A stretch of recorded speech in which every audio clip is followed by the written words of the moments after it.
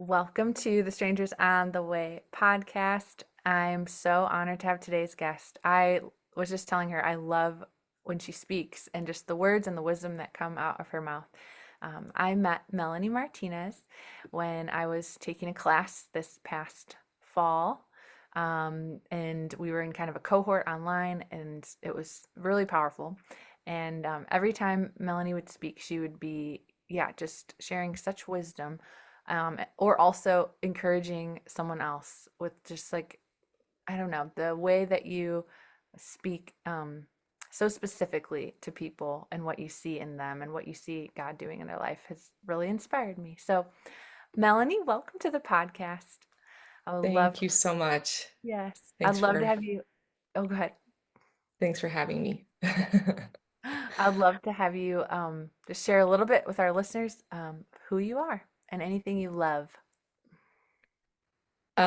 Yes, Melanie Martinez. So thankful to be here, Lauren, and for what you're doing. It's a gift to be on here. Um, who am I? I'm a child of God. Grew up in Montana. I'm a Montana girl, and life had some crazy shifts for me. I'm now currently living in Ensenada, Mexico. A mom of two beautiful children, have a son, he's 15, and a daughter who's 11. And yeah, teacher. Um, and yeah, that's what do I love? I love nature. I love nature. I love adventure. I love writing and photography and meeting new people. So excited to be on here and what Yeah. this podcast is all about. Aw, thanks so much for being here. Um, as you were talking, I was just drawn to when you talked about your kids. And so I would love to hear, did your kids grow up in Mexico? And what was that like different compared to your childhood in Montana? Yes. So yeah, my kids were born in San Diego, but we've been living in Ensenada for over 15 years. All my children's life, they've lived in Ensenada. And yes, a definite culture um shift. Like my children did not get the background that I have, but I feel like part of my gift or what I've really wanted to give to them is like having the connection that I have had to nature and um everything that comes from Montana of like a small town and that there's more cows than people. Ensenada's a pretty big city. It's about an hour south of San Diego. The kids go to a school that's bilingual. So they do have the, the American, there is kind of like it's a border town. So you get like the mix, but it's a mix mostly from California, which is very different from Montana. So Sure. um, ever since my kids have been born, I've brought them up in the summers to experience what life is like in Montana and love sharing nature with them, although they're, city kids and um, uh, they want me to do things with them and I'm like getting older and I'm like, when are you gonna just I want to just sit on the side and watch you. And they're like, no, mom, you have to do it. So Oh, um just recently snowed and you know was sharing them like snowing technique or sledding techniques and hopefully we'll get to build a snowman and do all that fun stuff. So just wherever you're at, I feel like there's always gold if you find it. So mhm. Ensenada, typically the women there, in general, like most of my friends, do not like adventure or outdoors. There are some people there that do like the outdoors, and I've learned to love, like it's deserty, but it's so beautiful. It's right by the ocean. There's some amazing gifts also there. So have done a lot of hikes in the mountains. My kids don't always go with me, but when they do, they love it. It's kind of like a mom, that's your thing, that's your deal. And I'm like, no, but come with me. I want to share with you. I want to show you. Yeah. So So yeah, it's been kind of like a challenge, but also like a gift of how do I share my love of, and where I came from with my kids, um, because it's a part of who they are too. Like my daughter the other day was like, "Mom, I'm a Montana girl too." And I'm like, "Well, kind of." Like Yeah, yeah. I love. so anyways, yeah. Oh, it's so neat. I feel like to have both experiences, they almost seem not opposite, but definitely have different, differences. And to be able to have at a young age both, that's really, really neat. Could you share a little bit? I've never been to Montana. I heard it's stunningly beautiful. But what was it like growing up there? Um, what was it like growing up in Montana? I didn't even know what I had. I don't Mm, know if that makes sense, but yeah, a typical day for, a 6-year-old, 7-year-old girl, I would go outside, and I don't think everyone did what I did. I was, the Lord, I think, designed me to love nature, but I would go outside, ride my bike. We had like these humongous rocks by our house with pine trees, and so I remember my mom would like go on the back porch and like be screaming my name because it was time for dinner. But I was outside like making mud pies and grabbing. I was very creative and imaginative, and we had this amazing huge sledding hill that we would everyone, the neighbors would come and we would make a big jump and go sledding and um, make snowmen, and yeah, it seriously was and is the the amazingness. Like in the summer, I would ride my bike down to the river, and we would, you know, go in the river. We would take a inner tube down and go tubing, and yeah, it was seriously all that you can imagine that it would be. So yeah, very fun, very exciting.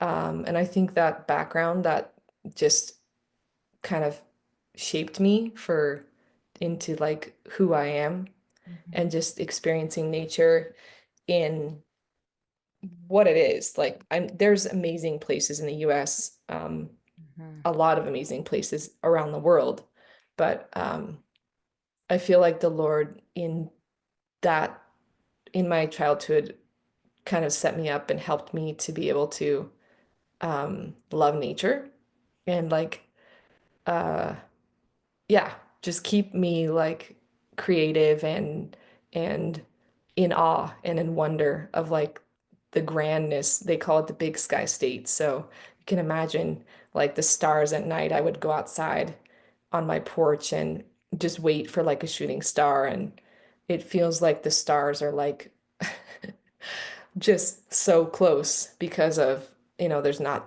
there's not as much light or city, so you can actually see all the stars a lot better than in other places. So that has been a huge gift, I think. yeah.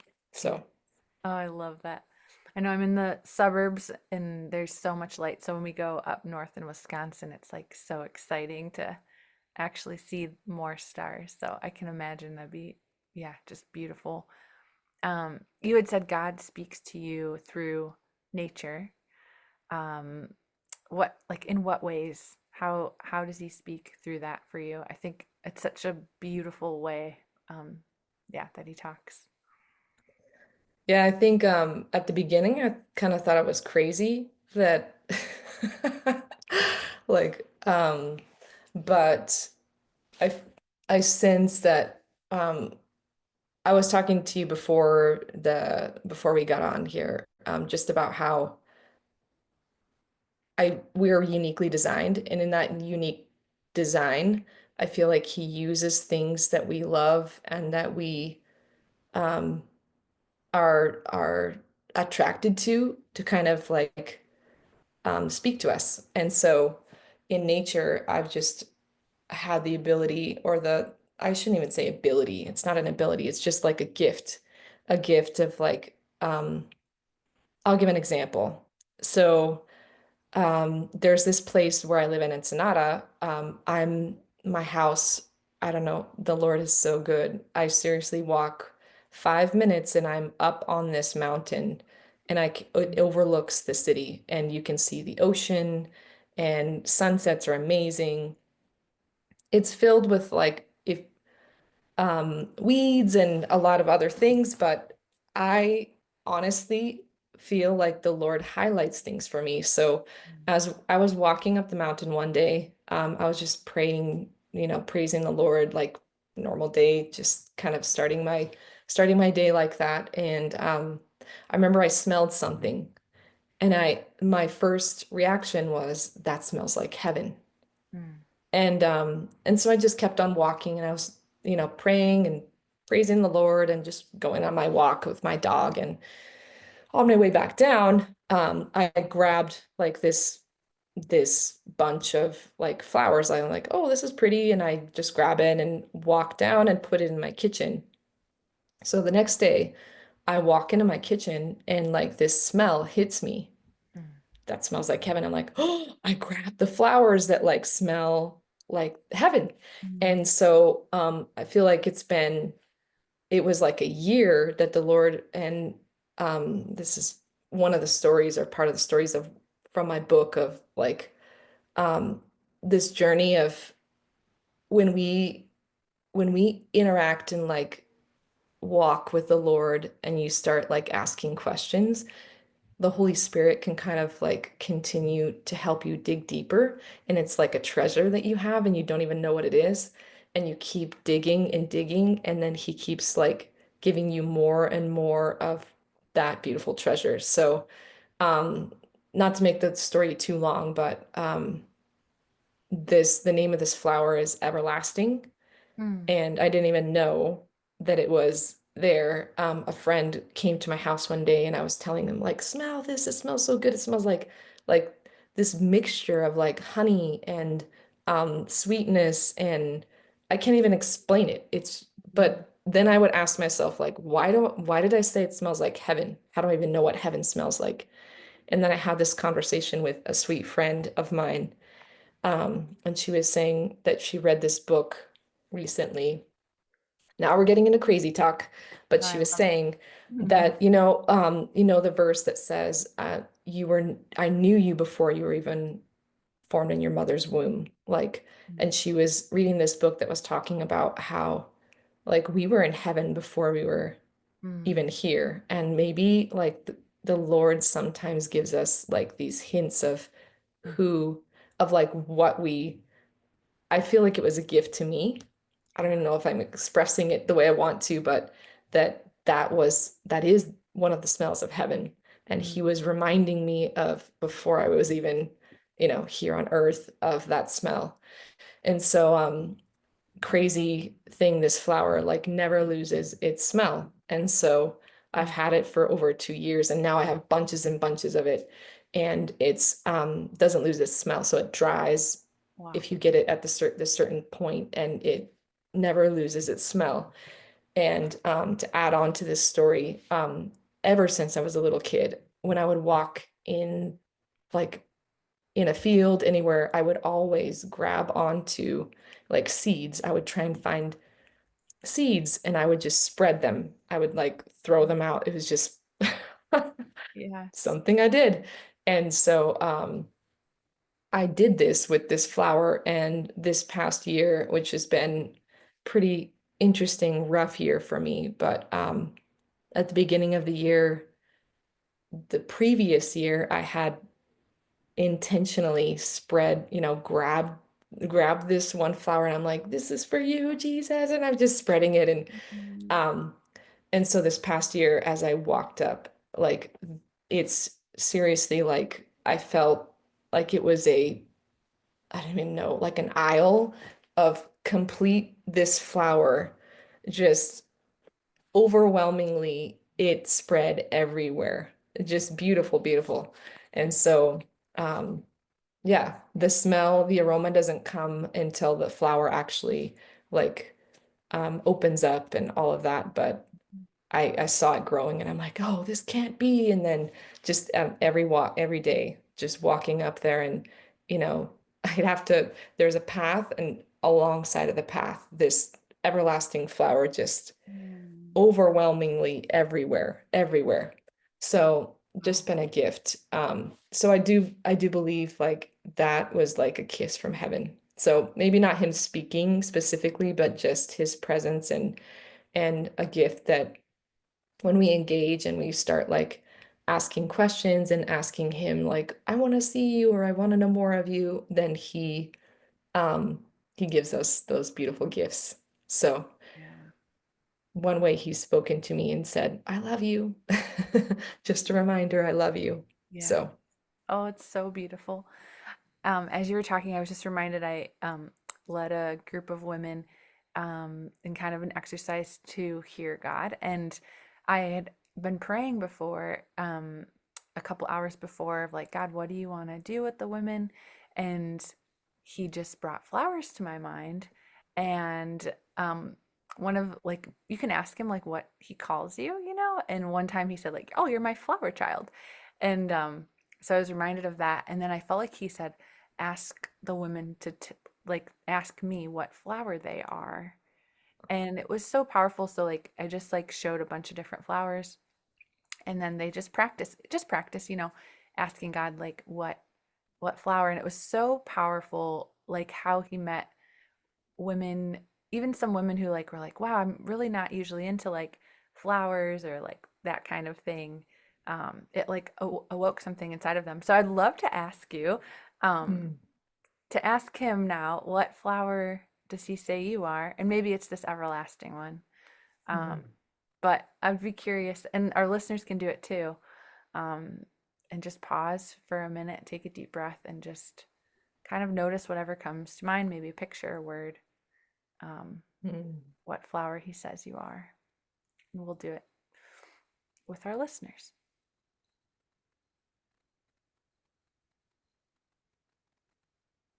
What a gift. I think he actually showed me a sunflower and Amazing. specifically highlighted the seeds in the sunflower. Yeah. So this past year I took a job as a third grade teacher. So I'm teaching third grade English in Mexico, and we had like a Thanksgiving little play, or I had to present to the parents like this, what is Thanksgiving to the US type of thing. And I had to decide what I was going to do. And I was like, man, what am I going to do? What am I going to do? Um, and so I felt like the administrators were kind of like not really wanting to focus that much on the pilgrim story, more like what are the values that come from Thanksgiving, all of that stuff. And so just talking about seeds, like I started looking and I found this song that was so kindergarten-ish, but the kids, and it was about a pumpkin. Do you know how a pumpkin grows? And you know how it starts at a seed and then it grows to like a little a little sprout. It grows to a sprout and then it grows leaves and then it grows a flower and the flower actually turns into a a pumpkin. But the greatness about this and what I kind of want to highlight is that like one seed from a pumpkin turns into a pumpkin that has like hundreds of seeds inside of it. And this was kind of like the gift or what I really wanted to share with my kids or my third graders this year is like one seed from, like any type of plant. It can grow into something that becomes thousands and thousands of seeds. And so what seeds are you planting? And we were just talking about like the seeds of love and of kindness and of peace and also like the seeds of if I'm choosing to lie or to cheat or to be unkind, that those seeds are also seeds that we plant. And so what are our choices? Um, what choice are we making when we're planting a seed? Because every single choice is basically like planting a seed. So so anyways, back to the sunflower thing, I feel like um he chose the sunflower for me. Um, he wants he wants me to just like all of us, like steward what we've been given Mm. that one seed he's given us so that it can grow and multiply because he is a God of multiplication. Yeah. And so that's another way I feel like in nature he's talked to me about multiplication, about how he is not a God of little, Mm. like in Mexico. And no, I'm not judging or anything, but they use the word Diosito, like little God. Mm. And it's almost like at one point I got offended. I'm like, he is not little. He's not little in any sense, way, or form. Yeah. Um, but it also is like a term of endearment of like that they're trying to have God, like be close. But anyways, back to the seed thing. I really do believe that the Lord is a God of multiplication and growth, and he wants for us to, steward what we've been given. And when we do that well, just like in the parable of the talents, like the people who were given, a certain amount of talents and they actually used it, which it's scary. It's scary to go out there and to um, multiply what you've been given. And if Mhm. you think of a seed actually has to die and get buried in the ground before it actually births again Mhm. into something new. And then it's can become something that is multiplied and something completely different because the seed was also amazing. I feel like the seed has everything in it that it needs. So just like all of us, like we have everything in us already like ready to go that we need. And sometimes I feel like in my journey, I've been like, Lord, I need more things. And he's like, no, like you already have everything you need. Obviously, he wants us to grow and learn from other people and, Mhm. get wisdom and education, but he's put the desires in us. He's put the personality. Sometimes we feel like, oh, why am I this way? But he actually created and designed us that way. We just have to kind of allow him to show us like um, how he wants to use that to like um, to bear fruit or to like do good in that.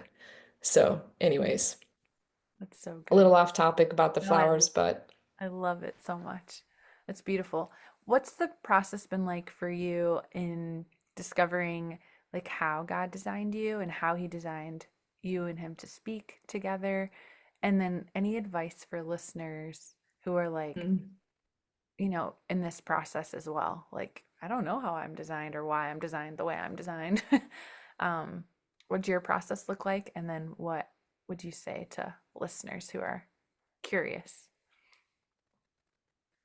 I think that question, like, I don't know, is like the best way place to start. Mhm. Like when you're at that point of like, because if you don't care, then you're not even like intrigued to find out. So if you have that question of like, I don't know, and like, well, if you're curious, then I really believe that that is like the is the word, that's the word, the antidote, like that's the key to like opening up the door of the Lord actually like showing you who you are. Mm. So I feel like it's been a process that's been really actually hard for me because we're born in this world as babies and we come in this world with like culture and everything around us like kind of starts to shape us, but the Lord has already given us a shape. And it's kind of like those Chinese women that like put their feet in the tiny shoes, like we're being put in a mold that wasn't actually designed for us. So, anyways, I would just encourage, I think, everyone to like ask the Lord to remove the Mm. like the box that we're trying to put ourselves in and just like, what do you see in me? Like, I feel like asking those questions and maybe just being willing to like sit and wait for the answer to come because I really do believe that the answers for me, it was like a process like an onion, or years and years of like actually diving in. And it that sounds a little scary. I don't want to feel like ask and 10 years later you'll get the answer. That I don't feel like it's like that. I feel like it's more of a treasure map. Like he wants to show you there's a part in the Bible where it talks about your book has already been written. Like I feel like it's part of like asking the Lord of what's written in my book and how did you design me and how do you want to use me? Like these questions, if you actually write them down and start this adventure with the Lord of like, show me. Mhm. Um, that humbleness like leads to him to actually have a place to speak. He's always speaking, but do we give him the space and the time to actually listen to what he's saying? Because he does want to have a conversation with us. He's not scared or worried of where we're at. Um, he's actually just smiling and, expectant and hopeful and, all those great things that I don't know. That's just how I've experienced him. Um, I used to think he was, looking over me and waiting for me to figure it out, but I actually believe that he's like has this mischievous smile on his face. Like it's almost like I can't wait for you to see what I see in you, because you think of like Michelangelo or Leonardo da Vinci and how they already had the image of what they were going to create in their mind. And maybe even in the process, like, oh, this detail needs to go differently or whatever. But it's like the process of creating a masterpiece. Um, the artist, which is the Lord, is in awe and in this amazing like expectancy of who you're going to become. So I feel like when we kind of become like a child again and ask those questions and allow him to show us who we are, then that's the place where we can actually find the answers. Mhm. And I feel like my process is not even relevant to anybody else because it's like an individual thing. Like I feel like it's yeah, it's for you to discover on your own. And he's waiting like expectantly and super excited to like open the doors of like, look at all I've done with, like all I have for you and people who have math skills or who I don't know, love writing or love even little things. And I feel like the Lord recently has highlighted, um, helped me to see people in a new way and like call them that out in others. And also like encourage all of the listeners to like when you see things in people that are unique and wonderful, like call it out. Call it Yes. out because they need to hear it. And maybe you can be the voice of God for that person to um, be that like you're planting a seed in that person to be able to allow them to actually um, see something in themselves that they didn't even see. Mhm. So, yeah, I guess that's my encouragement. I love that. It's so powerful.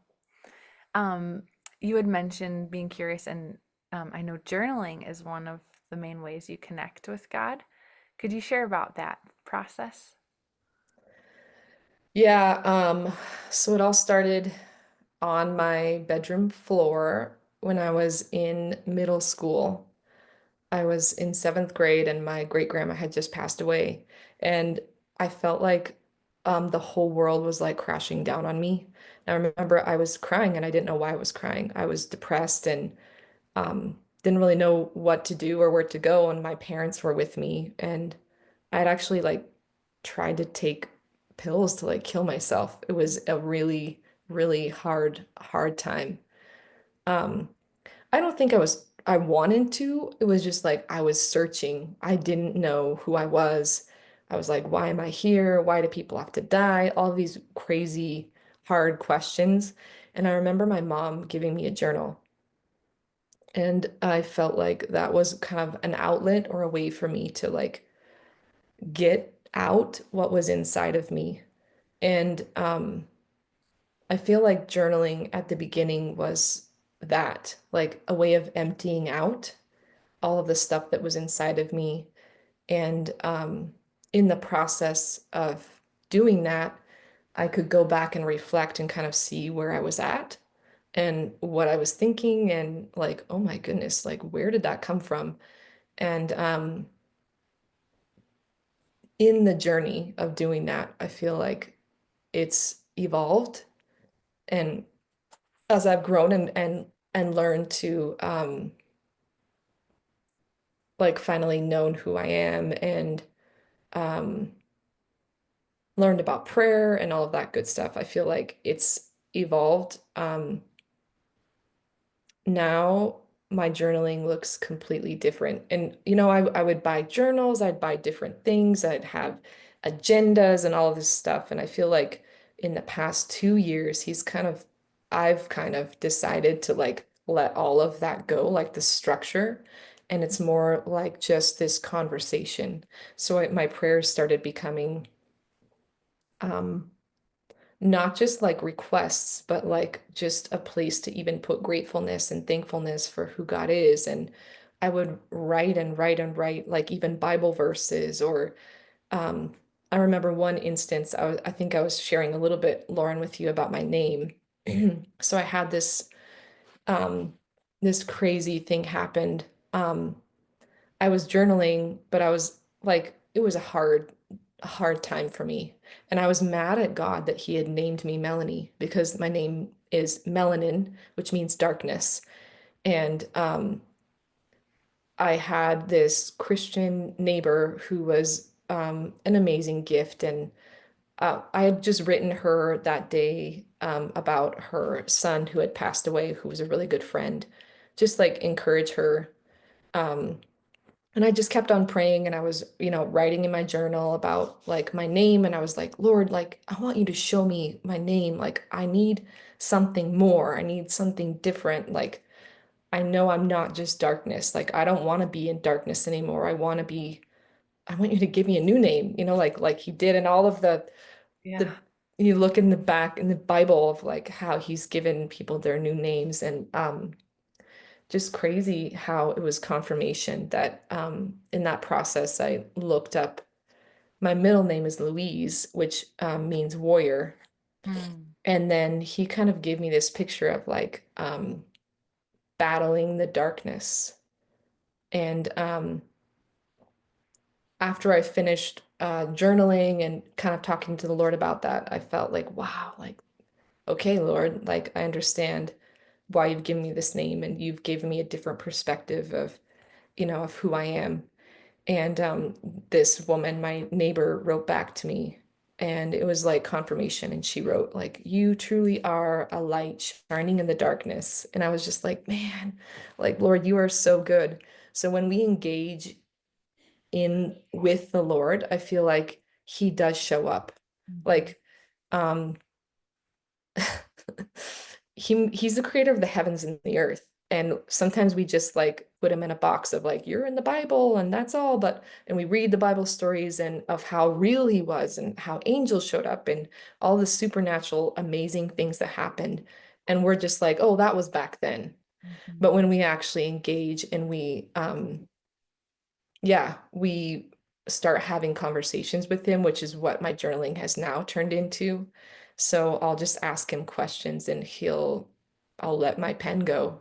And Hmm. then I'll look back at my pen and it's like the Lord answering me. And it's things that I would never say to myself. Does that make sense? So it's kind of like confirmation. And obviously, not saying that this is, it's my process with him. Mhm. And I'm not gonna go and say like the Lord said this to you, and it's just like me with him and my intimacy with him of where like I'm deciding to believe him enough and have enough faith that like what I write is coming from you, not from me. And I feel like that level of faith gives the space for him to actually like answer back.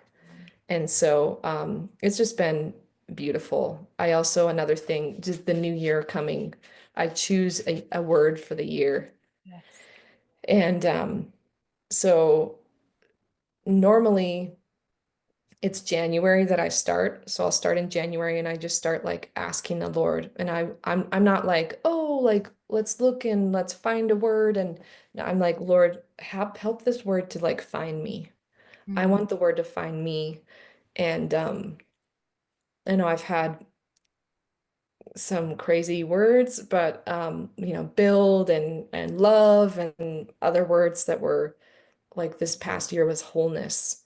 And little did I know that that word would define my whole year. But I really do believe that the word found me and that it was meant for, and I normally try and, you know, it's an easy thing to focus on.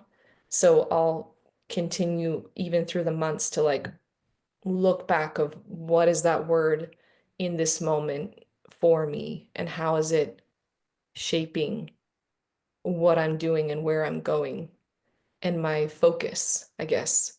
I'm pretty, I would say I probably am ADHD. And I'm like, I need like something simple to help me to like focus. yeah. And I don't know if it's ADHD. I really do just believe it's passion and like the Lord designed me. The Lord designed me to be like on many things. Mhm. And like we were talking about before of like our unique design, before I thought it was a weakness of Mhm. like, why can't you focus on one thing? And um he's recently shown me that like how a bee goes and pollinates many things. I feel like he's given me that gift of understanding how I work, and that helps me to be able to know how to approach even like business or a friendship or anything because I understand how he made me. And Yeah. so that helps me to show up more and also even communicate to people how I work. So they're not like, who is this crazy lady and why did she, you know? Yeah. So anyways, but back to journaling, I really do believe that when we decide and we say yes to the Lord and we allow the space for him to speak, he will speak back. He'll answer us. And I'd say give it time too. There's a lot of people who are like, "Oh, he's not speaking," and it's like, well, um, keep going. Like, are you gonna give up, or what do you truly want? Like, he knows the desires of our heart, Mhm. and the more that we continue to pursue him, he will show himself to us Yeah. because he's that kind of like adventurous, awesome God. Like he's a gentleman and he waits to for us to kind of like allow him to come in and then yeah. So Mhm. that's That's what I would say about that. I love that so much. What struck me from that early on, you had said, I was mad at God and I told him. And I think that's something I feel like am learning. Like you can go exactly how you are and with whatever emotions you have and frustrations. And like I used to think like, oh, I can't, like, I don't want to disrespect or whatever. But he really is like a dad that you can have a temper tantrum with. And yeah, I love that you were like completely honest and then he met you in that place. Um, it's really beautiful. I'm curious if it has your 2025 word found you. I don't know if you shared. Not yet. Okay. Not yet. No. It's an adventure.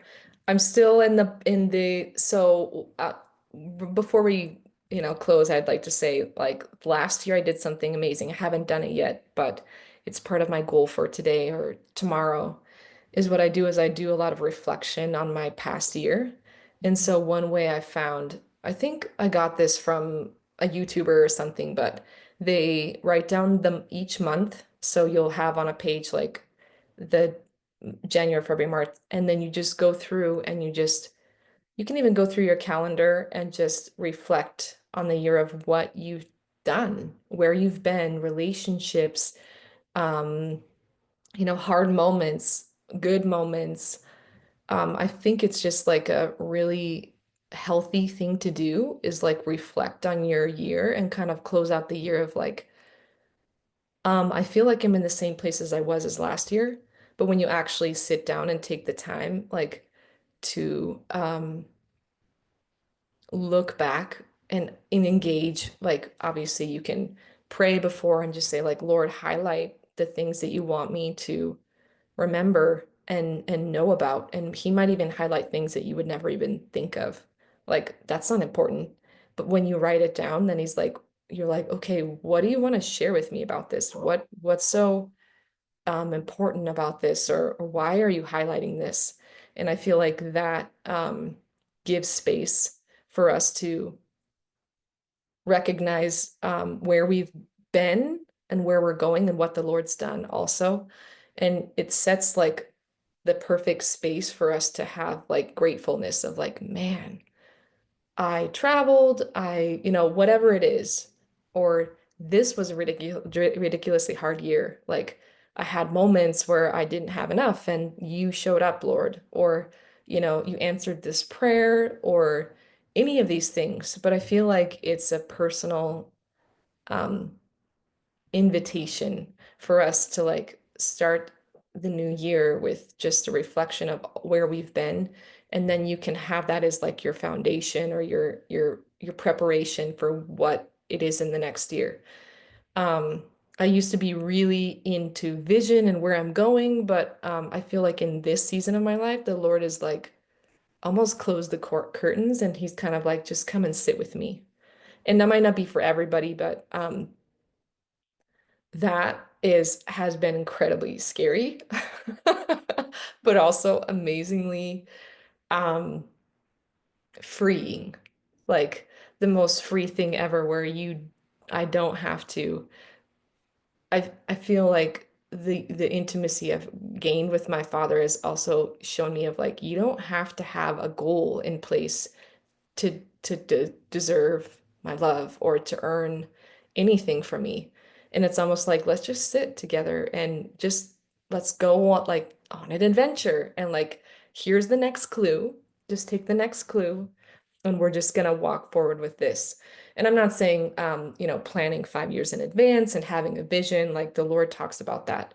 But just in this season of my life, I really do believe that He's like holding me close, and like I'm sitting on his lap and he's just kind of like, let's just, let's just do this together. And, the next month or the next week, like, let's just plan that right now.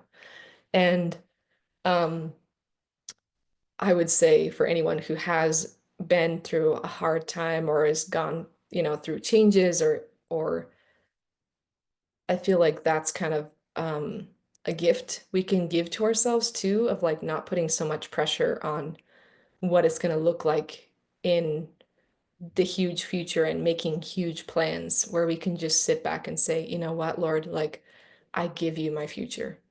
Like your will be done in my life. And like whatever it is, I know your word says that your plans for me are for me to prosper and to bring me a hope, and and are even better than I can ever imagine.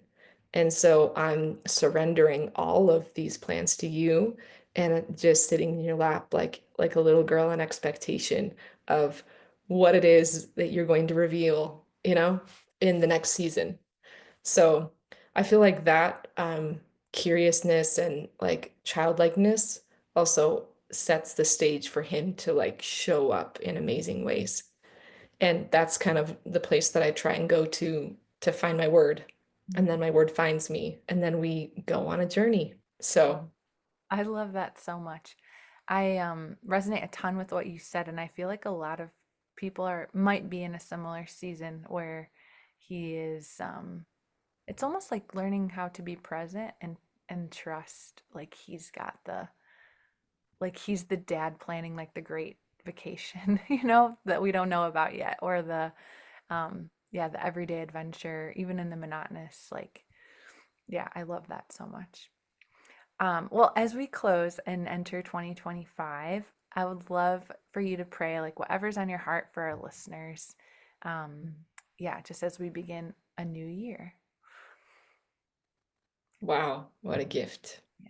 And thank you. I You're just, oh, thank you so much, Father. Thank you so much for this time. I just pray for each and every person that is listening right now. I pray for their heart that they would just um, get a new facet of you, there would be a new page of you.